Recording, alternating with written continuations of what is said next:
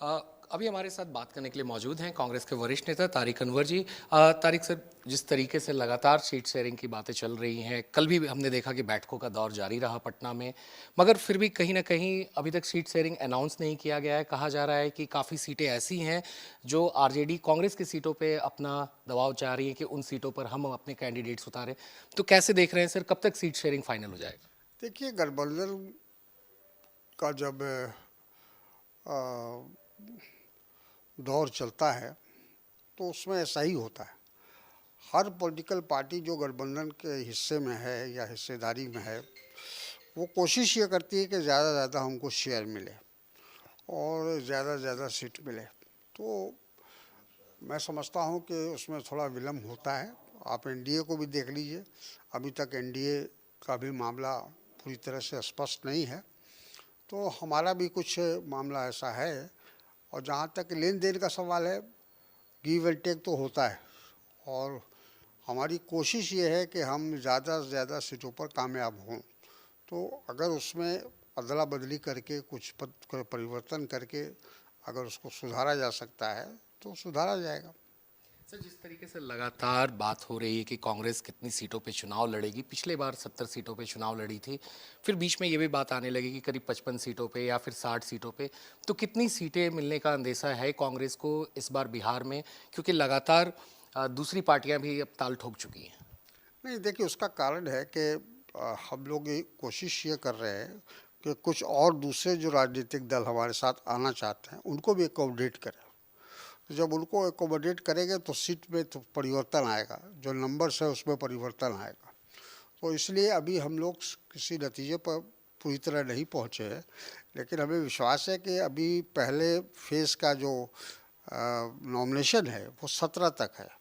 तो 17 के पहले यानी 12, 13, 14 कभी भी हमारी लिस्ट आ सकती है। और उसके लिए हम लोग सब जो भी गठबंधन की पार्टियां हैं और कोऑर्डिनेशन कमेटी है वो लगातार उसका प्रयास जारी है और लोगों से कंसल्टेशन हो रहा है। सर, लेफ्ट पार्टीज की अगर हम खासतौर पे बात करें तो उन्होंने भी काफ़ी डिमांड रखी है, अपनी लिस्ट सौंप कर आए हैं तेजस्वी को। कल आपके पार्टी के सीनियर ऑब्जर्वर्स भी गए थे, रात में करीब 11 बजे तक बैठक चली थी लालू जी के आवास पे। देखिए, ऐसा है कि लेफ्ट का पिछली बार परफॉर्मेंस बहुत अच्छा था और शायद इसीलिए वो ज़्यादा सीट की मांग भी कर रहे हैं कि भाई हमने अच्छा परफॉर्मेंस दिया है लोकसभा में भी और साथ में विधानसभा में भी। तो उस हिसाब से हमको जगह ज़्यादा मिलनी चाहिए। तो ये तो कोऑर्डिनेशन कमेटी इस पर फैसला लेगी कि ज़्यादा सीट देना है तो कितना सीट ज़्यादा देना है। बाकी जो पार्टियां हैं उन सब से कोशिश यही हो रही है कि सबको एकोमोडेट किया जाए और उनकी क्षमता के अनुसार, उनके संगठन की जो उनकी ताकत है उसके अनुसार सबको एकोमोडेट किया जाए। वहीं सर, मुकेश सहनी जो हैं, जिनकी विकासशील इंसान पार्टी है, वो भी चाह रहे हैं कि ज़्यादा सीटें मिले, उप मुख्यमंत्री का चेहरा बनाने तक की वो बात कर रहे हैं। और देखिए, अभी इसका तो फैसला कुछ अभी हुआ नहीं है और मेरा ख्याल है ये तो चुनाव के बाद फैसला होगा कि कौन क्या बनेगा। लेकिन हम लोग उनके साथ भी अपना गठबंधन बनाने की कोशिश में है। तेजस्वी को लेकर बात हो रही है सर, चीफ मिनिस्ट्रियल फेस के लिए लगातार आरजेडी से बात आ रही है सामने कि क्यों नहीं अनाउंस किया जा रहा है। नहीं, तो चीफ मिनिस्टर जहाँ का होना जहाँ तक सवाल है, वो तो जब कोऑर्डिनेशन कमेटी तय कर देगी कि हमारा चेहरा ये है तो सबको स्वीकार हो जाएगा। तो कोऑर्डिनेशन कमेटी वो फैसला लेगी, एक एक पार्टी फैसला नहीं लेगी। और दूसरा ये है कि तेजस्वी यादव हमारे प्रतिपक्ष के नेता हैं और उसके साथ वो अभी जो हमारा गठबंधन है उसका नेतृत्व कर रहे हैं। तो स्पष्ट है कि उनके नेतृत्व में हम चुनाव लड़ रहे हैं।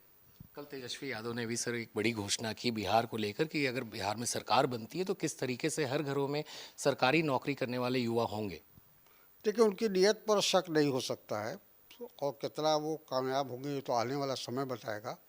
लेकिन उनकी कोशिश में कोई कमी नहीं होगी, ये हम मानता हूँ। जो उनके थोड़ा बहुत भी मैं उनको उनके कार्यशैली को समझता हूँ, जानता हूँ, उससे ऐसा लगता है। चूँकि पिछली बार जब वो डिप्टी सीएम थे तो उस समय भी उन्होंने पूरा प्रयास किया था कि बिहार के अलग अलग मंत्रालय में जो जगह खाली थी, वैकेंसी थी, उसको उन्होंने पूरा किया था और लगभग 5 लाख लोगों को रोज़गार देने का काम उन्होंने किया था। तो अपने थोड़े से समय में उस वक्त वो 17 महीने या 18 महीने के लिए डिप्टी सीएम बने थे। उस दौरान में उन्होंने ये काम किया था। तो अभी आने वाले समय में अगर उनको मुख्यमंत्री बनने का या सरकार बनाने का मौका मिलेगा, तो यकीनन हमको लगता है कि 5 साल में वो काफ़ी लोगों को रोज़गार दे पाएंगे और जो उनका लक्ष्य है कि कम से कम हर घर में एक रोज़गार रहे, तो इस लक्ष्य को पूरा करने की कोशिश करेंगे। सर मेरा आखिरी सवाल है आपसे, कांग्रेस की पहली लिस्ट हम कब तक एक्सपेक्ट करेंगे, क्योंकि आज से नामांकन भी शुरू हो चुका है, 17 तारीख को आखिरी डेट है नामांकन भरने का। हाँ, पहले फेज़ का है। हमको लगता है 14 तक हमारी एक सूची तो कम से कम आ ही जाएगी पूरे गठबंधन की। ठीक है सर, बहुत बहुत शुक्रिया बात करने के लिए। तो ये थे तारिक अनवर। अभिषेक, आपने सुना किस तरीके से बिल्कुल। तारिक जी ने सारे